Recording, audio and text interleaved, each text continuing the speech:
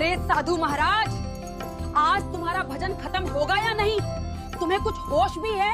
इस वर्ष भी बारिश नहीं हुई है। लोग तो इस चिंता में हैं कि आगे अन्न का इंतजाम कैसे होगा, क्या करेंगे, परिवार को क्या खिलाएंगे। और तुम यहाँ मोती की माला रगड़ रहे हो। क्या ये माला खेत में जाकर बिना पानी के फसल उगा देगी?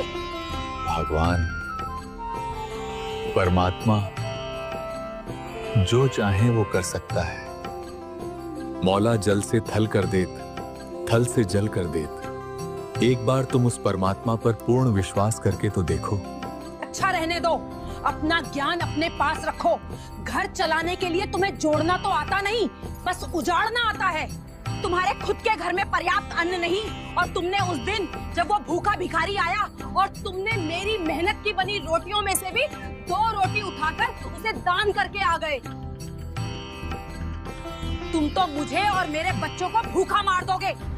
तुम्हारी ये दानवीरता हमें एक दिन कंगाल बनाकर रख देगी। दान धर्म से कभी किसी का कुछ नहीं घटता भगवान। धर्म से ही तो कर्म बनते हैं, और धर्म से ही सबका पेट भरता है। तुम्हारा धर्म तुम्हारे पेट में जाता है क्या? मैं पूछती हूँ, जब मैं तुमसे नए नए कपड़े या गहने मांगती हूँ, तब तुम्हारा धर्म कहाँ जाता है? तुम्हारे माँ बाप के जाने के बाद मैंने आज तक कभी चांदी का कंगन तक नहीं देखा, क्योंकि तुम्हारा ईश्वर प्रेम खत्म ही नहीं होता। तुम हमेशा धन और आभूषण की बात क्यों करती हो? शांति से क्यों नहीं रहती? तुम अपना बचा हुआ धन भी साधु संतों में बांट देते हो। मेरे लिए तुम्हारे पास कुछ नहीं बचता। बताओ, कभी कोई गहना बनवा कर दिया है तुमने मुझे? मेरे और मेरे बच्चों के लिए तुम्हारे पास है ही क्या? तुम्हारे पास तुम्हारा सारा समय और बाकी सब कुछ सिर्फ तुम्हारे भगवान के लिए, हमारे लिए कुछ नहीं है। अपने सामर्थ्य अनुसार तुम्हारी और बच्चों की हर जरूरत पूरी करता हूँ। हाँ हाँ, आकर बस अंधेरे में अपनी माला फेरते हो। ऐसा लगता है जैसे तुमने मुझसे नहीं बल्कि इस माला से विवाह किया है। तुम्हें हमारे सुख से नफरत है। तुम तो दुनियादारी तक नहीं समझते। तुम्हारा सीधापन नहीं, तुम्हारा पाखंड है। कुछ नहीं रखा इस भक्ति में, छोड़ दे। जो कुछ मिलेगा कर्म करने से मिलेगा। कुछ नहीं रखा इस भगवान के नाम में। 1 साल से खेतों की मिट्टी फट रही है, कुएं सूख गए हैं, और तुम यहाँ आंखें मूंद कर हाथ पे हाथ धरे माला करते रहो। क्या तेरी माला के मनके हमारे बच्चों को अन्न खिलाएंगे? बस भी करो अब भगवान, शांत हो जाओ। इस घोर संकट में भगवान की महिमा ही सहारा है। हमें धैर्य रखना चाहिए। जब राम चाहेंगे तो वर्षा अवश्य होगी। अब तुम्हें कौन समझाए? भगवान का विधान दान, धर्म और भक्ति करने से ही घर में बरकत आती है। बरकत? कैसी बरकत? गांव की हर स्त्री के गले में आज चांदी की हसली है, और मेरे गले में क्या है? तुम्हारी दानवीरता का बोझ। तुमने सारा पैसा उन साधुओं को दे दिया जो तुम्हें ज्ञान का उपदेश देते फिरते हैं, और मेरे लिए कभी एक कांच की चूड़ी तक नहीं लाए। भगवान, आभूषणों लेकर क्या करोगी? संकट में सिर्फ भगवान साथ देते हैं, आभूषण नहीं। परमात्मा के ज्ञान को समझो। इन आभूषणों से कोई लाभ नहीं। सिर्फ अच्छे कर्म, भक्ति और दान, धर्म ही असली आभूषण है। जिस लोक में हम रह रहे हैं, यहाँ एक पल में कब मृत्यु हो जाए कुछ नहीं पता। ये आभूषण, ये कपड़े, घर परिवार, यही धरे के धरे रह जाएंगे। साथ जाएगा तो सिर्फ भक्ति, धन और धर्म कर्म का पुण्य। इसलिए हमें सादा जीवन जीकर भक्ति, दान और धर्म करना चाहिए। बस बस रहने दो। तुमसे शादी करके तो मेरे भाग ही फूट गए हैं। तुम तो उस कीकर के पेड़ की तरह हो जो बिना पानी के खड़ा है पर किसी काम का नहीं।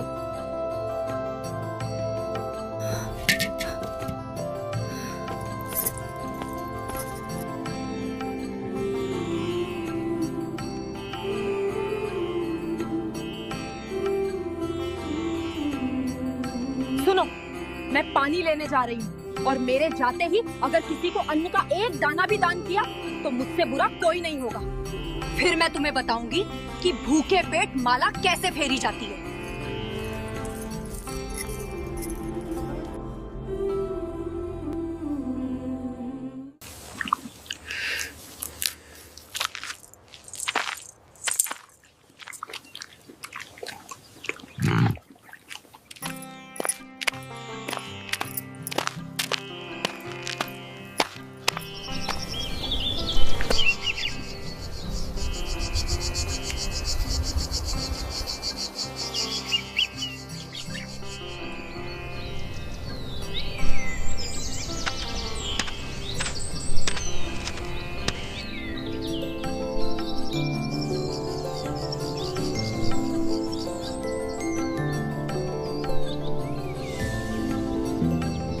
राम राम धन्ना भाई, राम राम।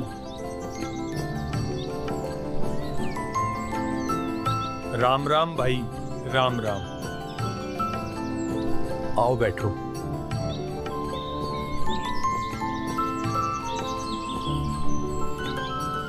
अरे धन्ना भाई, आज तो बस पूछो मत क्या हुआ। अब तो ऐसा समय आ गया कि बस सिर्फ कुछ वरिष्ठ बुजुर्गों को छोड़कर सब में इंसानियत मर ही गई है। कोई दया धर्म करके राजी नहीं। आज चौपाल में चर्चा चली, फिर क्या इस वाद विवाद और इस गंभीर समस्या का किसी ने समाधान नहीं किया? हाँ धन्ना, समाधान तो किया। अंत में गांव के वरिष्ठ बुजुर्गों ने बात को संभाला और एक फैसला सुनाया।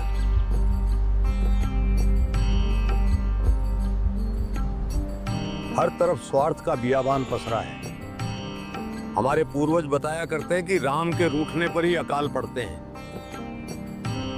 ऐसे में धर्म भंडारे करने से ही वर्षा होती है, इसका और कोई उपाय नहीं।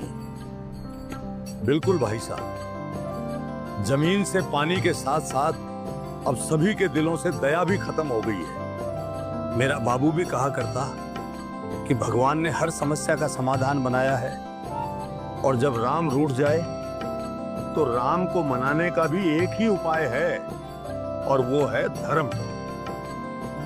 अब सिर्फ धर्म से ही राम मनाया जा सकता है, इसके अलावा और कोई रास्ता नहीं। इस बार भी अगर वर्षा न हुई तो सब मरेंगे। एक काम करो, सभी पूरा गांव मिलके हर घर से एक या आधा पाव चावल और गुड़ इकट्ठा करके मीठे चावल बनाओ, पूरे गांव को बुलाकर भंडारा खिलाओ। इस धर्म भंडारे से भगवान खुश होंगे और वर्षा होगी।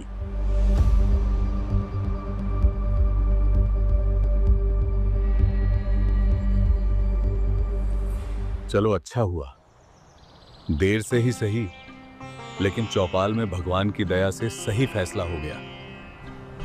परमात्मा भी कहते हैं, चिड़ी चोंच भर ले गई, नदी न घट्यो नीर। दान दिए धन घटे नहीं, कह रहे साहेब कबीर। धन्ना बेटा, जो दान नहीं करते उनका भविष्य नरक बन जाता है। दान धर्म के अनुष्ठान यानी धर्म यज्ञ व अन्य यज्ञ करने से भक्ति ऐसे सफल होती है जैसे खेत में किसान बीज बोकर बाद में समय समय पर सिंचाई करता है, पौधा बनकर अन्न देता है। इसी प्रकार भक्ति मार्ग में नाम तो बीज है, और यही बीज यज्ञदान धर्म सिंचाई का कार्य करते हैं। जो भूखे व्यक्तियों को भोजन खिलाता है, घर आए अतिथि को भोजन देते हैं या धर्म भंडारे करवाते हैं, उनको अगले जन्म में जब कभी मानव जन्म मिलेगा तब धनी सेठ बनेगा, हाथी व पालकियों की सवारी करेगा। यदि पूर्व जन्म में या इस जन्म में दान किया है तो धन मिलेगा, अन्यथा कुछ नहीं मिलेगा। दान धर्म की शक्ति इतनी प्रबल है कि बलि राजा ने 100 यज्ञ की थी, परमात्मा 52 रूप धारण करके आए थे। यह धर्म का प्रभाव था कि परमात्मा को स्वयं आना पड़ा। बेटा धन्ना, आप मनुष्य शरीर प्राप्त करके इस पृथ्वी लोक पर जन्मे हो। मनुष्य जन्म बहुत ही दुर्लभ है। आपका यह शरीर, धन, घर परिवार सब अस्थाई है। आपको मानव जन्म भक्ति तथा शुभ कर्म दान धर्म करने के लिए मिला है।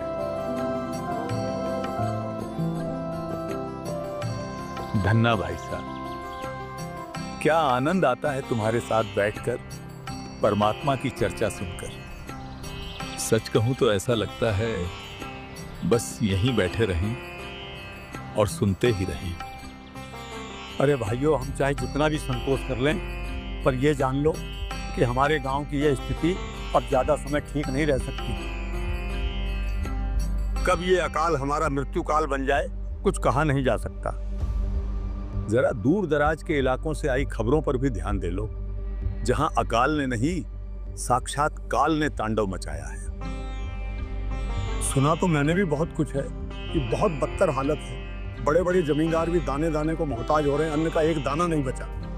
लोगों ने घास भी तोड़ तोड़ के खा ली, झाड़ झंखार कूट कूट के खाए। अब कहीं कोई कीकर या झाड़ियों तक का भी नामो निशान नहीं रहा। हाँ बिल्कुल, ये बहुत गहराई से सोचने वाली बात है। वे भी दुखी हैं जो नहीं करते, वे भी। चाहे कोई कितने ही देवी देवताओं, तीर्थों, मंदिरों को पूजता हो, व्रत रखता हो, कितनी ही भक्ति करता हो, कोई भी देवी देवता या कोई भी भगवान किसी की रक्षा क्यों नहीं करते? सच कहूं तो यही तो आंख खोलने वाली विडंबना है। देख, हम ठहरे किसान, ये तो हम सभी जानते हैं कि बीज अगर सही हो और उसे सही विधि से बोया जाए तभी फसल मिलती है। हाँ भाई, लेकिन मित्रों, बस अब इस चर्चा को यहीं विराम दो। तुम्हारी भाभीसा के आने का समय हो चुका है। मैं ये बिल्कुल नहीं चाहता कि हमारी इस ज्ञान चर्चा और परमात्मा के सत्संग के कारण तुम जैसे शुद्ध हृदय वाले मित्रों को मुझ निर्भाग कारण मेरी पत्नी से कटुर वचन सुनना पड़े और यह कलह का सामना करना पड़े।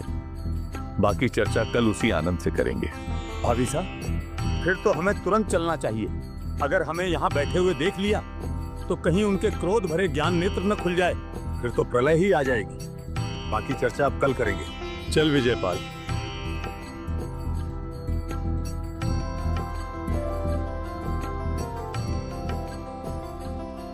हाँ हाँ, चलते हैं। भगवान ने दया की और गांव के इस धर्म भंडारे से वर्षा हो गई तो आगे भी ऐसे ही आनंदमयी ज्ञान चर्चा करते रहेंगे। राम राम धन्ना भाई, अब हम चलते हैं।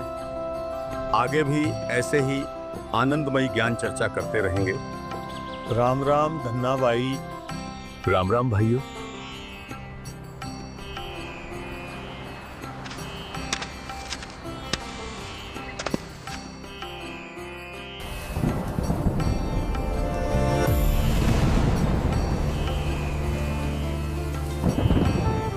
इतने समय बाद वर्षा हुई और धरती पर फिर से हरियाली लौट आई। किसानों में खुशी की लहर छा गई। लोगों को अपने जीवन यापन का मौका मिल गया। इस बार किसानों को बीज बोने का अवसर मिला, और सिर्फ बीज बोने का अवसर नहीं, ये तो मानो गांव सहित पूरे क्षेत्र को जीवन दान ही मिल गया। पहली बार शेयर खरीदते हैं तो डर, पूरे क्षेत्र को जीवन दान ही मिल गया।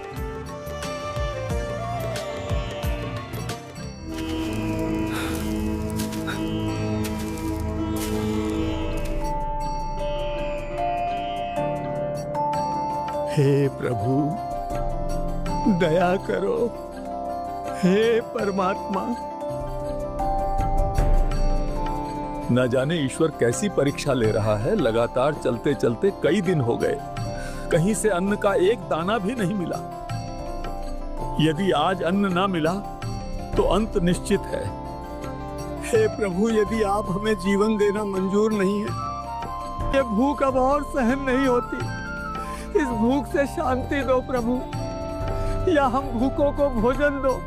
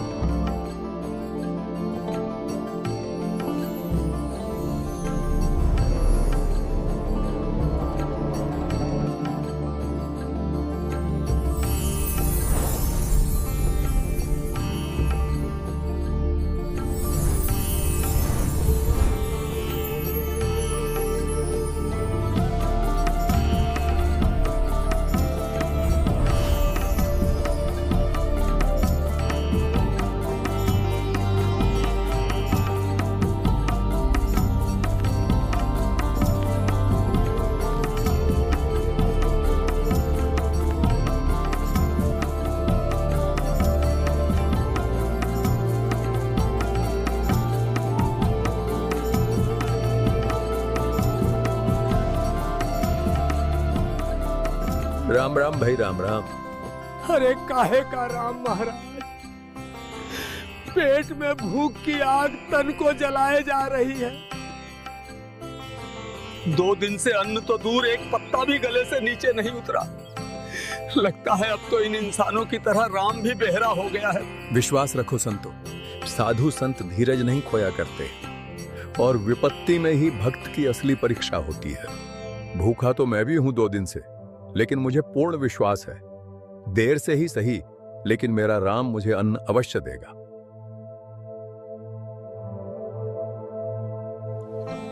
ये तो कठिन परीक्षा है महाराज। भाई परीक्षा कठिन तो है, लेकिन राम नाम रटते रहो जब तक घट में प्राण, कबहू तो दीनदयाल के भिनक पड़ेगी कान। भगवान के अलावा हमारा तो और कोई सहारा भी नहीं है संतो। इस परिस्थिति में अगर कोई मदद कर सकता है तो सिर्फ वो आदि राम ही कर सकता है। उस राम का नाम रटते चलते हैं, क्या पता वो कब पुकार सुन ले और किसी को मदद के लिए भेज दे।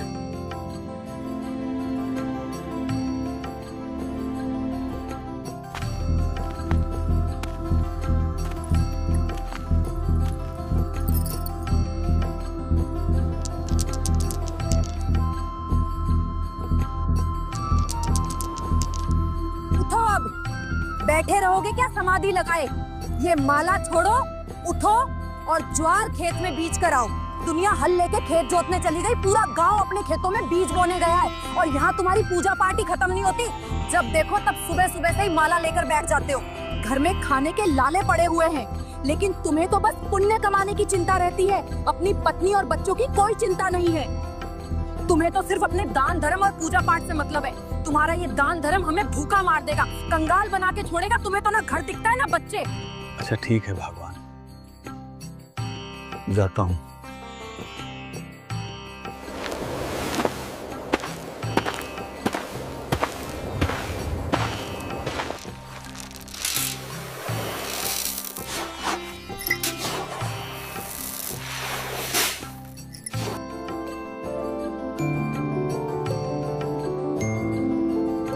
ये लो जी, ये ज्वार खेत में बीज के आओ। और मेरी बात कान खोल के सुन लो, ये ज्वार खेत में ही बीजनी चाहिए और इसे सिर्फ ज्वार मत समझना। हमारा और हमारे बालकों का जीवन है ये। अगर आज ज्वार न बीजी तो कल को बालक भूखे मरेंगे, समझे? खबरदार, अगर इस बोरी से एक भी दाना कम हुआ तो, एक भी दाना नहीं। कहीं अपने दया भाव के चक्कर में खेत तक पहुंचते पहुंचते ही किसी को रास्ते में ही बाट मत देना। सुन रहे हो ना? मेरी बात अच्छे से गांठ बांध लेना। ये कोई मजाक या टालने वाली बात नहीं है। ये बीज की ज्वार है। अगर ये बोई गई तो ही हमारे बच्चों के पेट में अनाज जाएगा। जाकर इसे खेत में ही बीजना, कहीं किसी को बांट दो, वरना बच्चे भूखे मर जाएंगे और हम भी भूखे मरेंगे। पूरा परिवार भूखा मरेगा। अच्छा ठीक है भगवान, अब जाने दोगी? तभी तो बीज बोकर आऊंगा।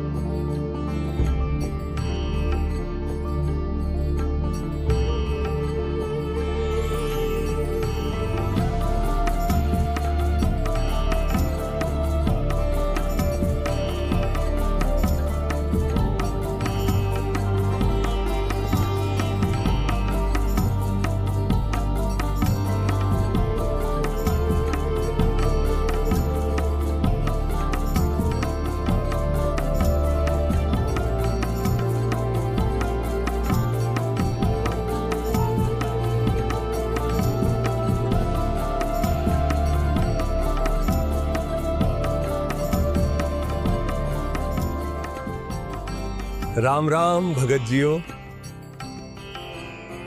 भाई 3 दिन हो गए, हमें कुछ भी खाने को नहीं मिला। हम तो मर रहे हैं भूखे। हमें इस राजस्थान में कोई पानी पिलाने वाला भी नहीं मिला। रोटी तो बहुत दूर की बात है। कहां से आए हैं भगत जी और कहां जाएं? अरे महाराज,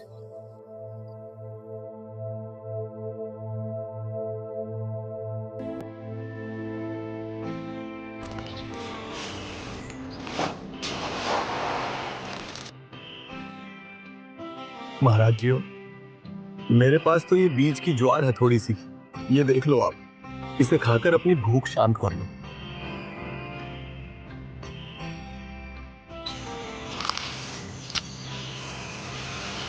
बेटा, मैंने एक मतीरा देखा जो बहुत मोटा और अच्छा है, वो मुझे खिला दे।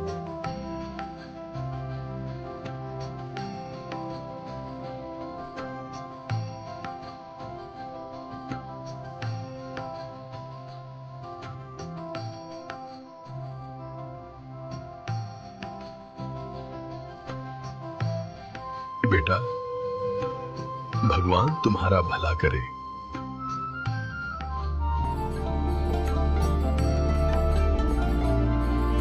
बीज बोने आया था सो बीज बो दिए परमात्मा जी।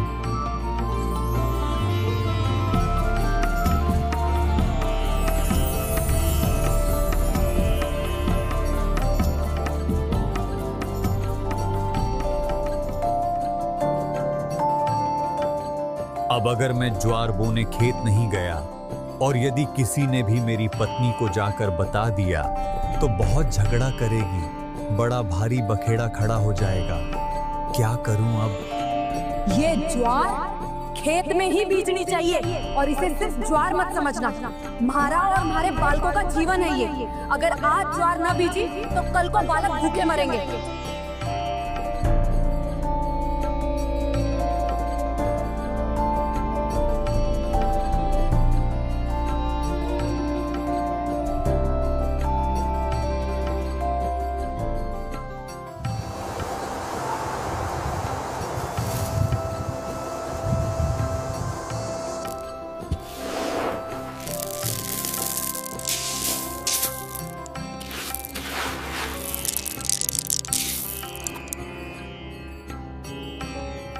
धन्ना ने कंकर इकट्ठे किए और ज्वार के बीज वाली खाली थैली में भर लिए। फिर बैलगाड़ी लेकर वह खेत की ओर चल पड़ा।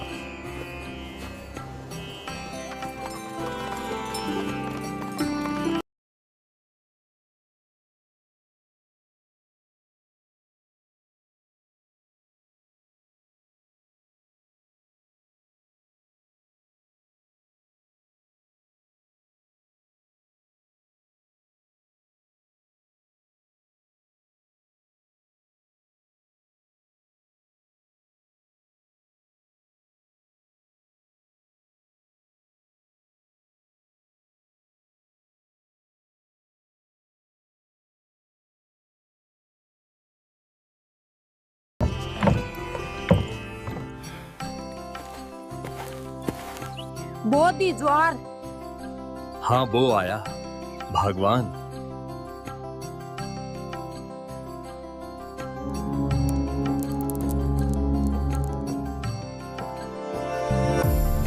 ठीक 2 महीनों बाद जहां सबके खेतों में घुटनों तक ऊंची ज्वार की फसल लहरा रही थी, वहीं धन्ना का खेत, उसके खेत का तो हाल ही कुछ और था, जिसे देखकर हर कोई हैरान था।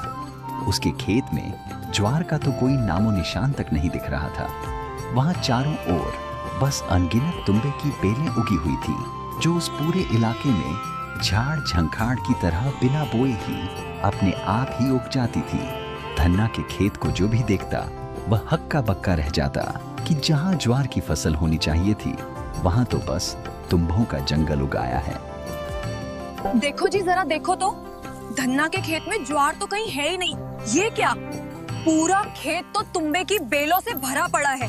जहां देखो वहां चारों तरफ सिर्फ तुंबे ही तुंबे हैं।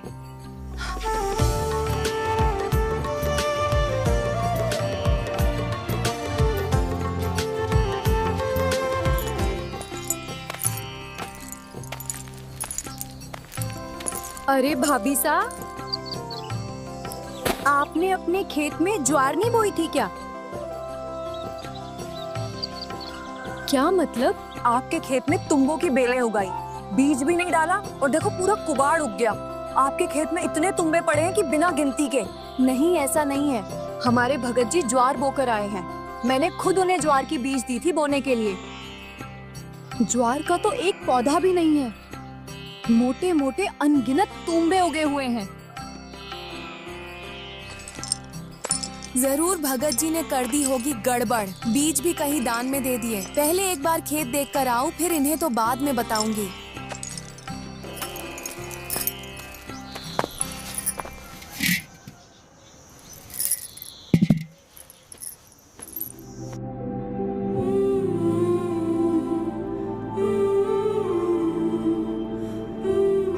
सुनो भगत जी, मैं खेत जाकर आती हूँ, ज्वार देखकर आऊंगी।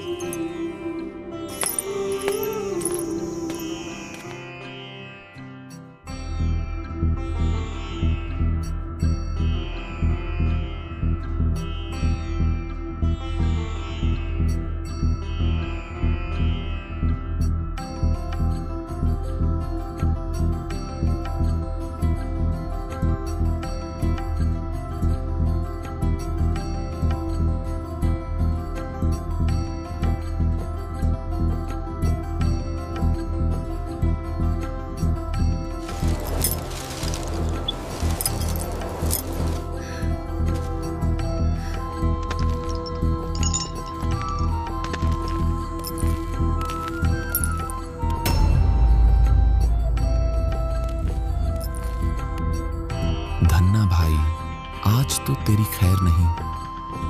हे प्रभु, अब देखी जाएगी, जो भी होगा होना तो है ही। तुम दोनों उठ जाओ यहां से।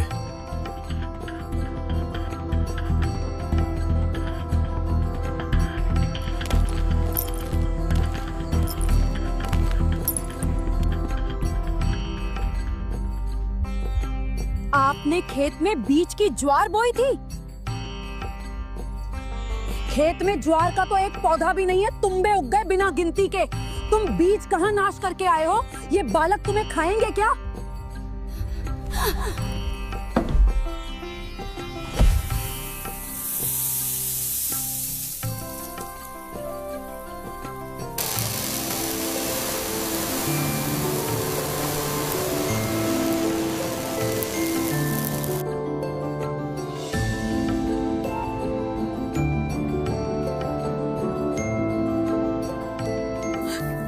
क्या हो गया? तुंबे में ज्वार? ये ज्वार कहां से आ गई इसमें? भगवान, मुझे नहीं पता ये ज्वार कहां से आई और ये क्या सौदा है। इसमें ज्वार है तो फिर तो अन्य तुंबों में भी ज्वार हो सकती है।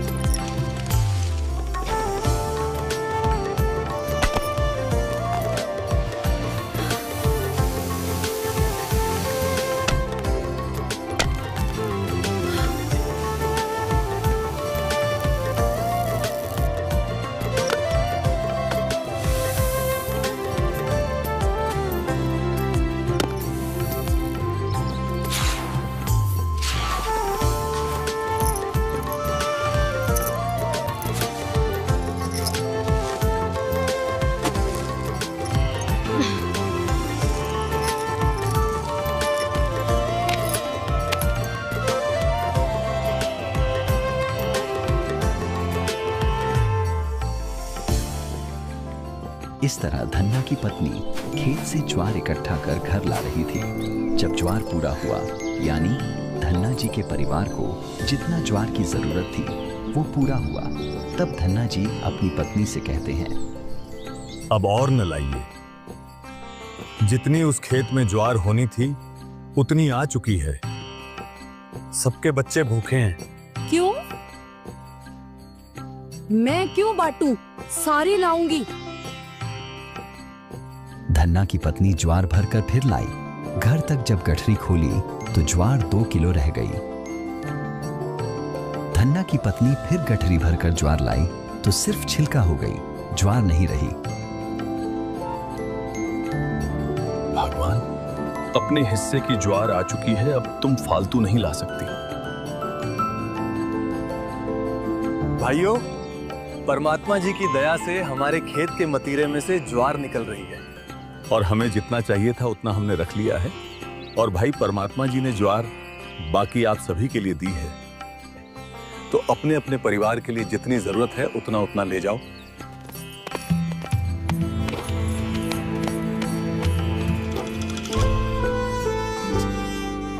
अन्य किसानों की फसल बारिश न होने से सूख गई और भगत धन्ना जी को इतनी अच्छी साफ सुथरी परमात्मा ने इतनी दे दी कि पूरा गांव भी तक गया ढोते ढोते, लेकिन शाम तक भी ज्वार खत्म नहीं हुई। धन्ना भक्त ने सब गांव वालों को लगभग 10-10 मन यानी 4-4 क्विंटल ज्वार बांट दी। उनके बच्चे भी भूखे थे। फिर अपने घर भी शेष ज्वार ले गए। उस दिन के बाद धन्ना जी की पत्नी भी सेवा में लग गई। दोनों का उद्धार हो गया। रामपाल जी महाराज जी के बारे में कोई भी जानकारी प्राप्त करनी है तो आप संत रामपाल जी महाराज जी के ऑफिशियल यूट्यूब चैनल संत रामपाल जी महाराज से प्राप्त कर सकते हैं। दर्शकों, आज की वीडियो में सिर्फ इतना ही। फिर मिलते हैं एक और नई वीडियो के साथ। दर्शकों, इस वीडियो के बारे में आपकी क्या राय है हमें कमेंट बॉक्स में ज़रूर बताइए। अगर आपको ये वीडियो अच्छी लगी हो तो वीडियो को लाइक ज़रूर कीजिए। अगर आप चैनल पर नए हैं तो चैनल को सब्सक्राइब करके ऑल नोटिफिकेशन को भी ऑन कर लीजिए, जिससे आपको हमारी हर नई वीडियो की नोटिफिकेशन मिलती रहे सबसे पहले। धन्यवाद।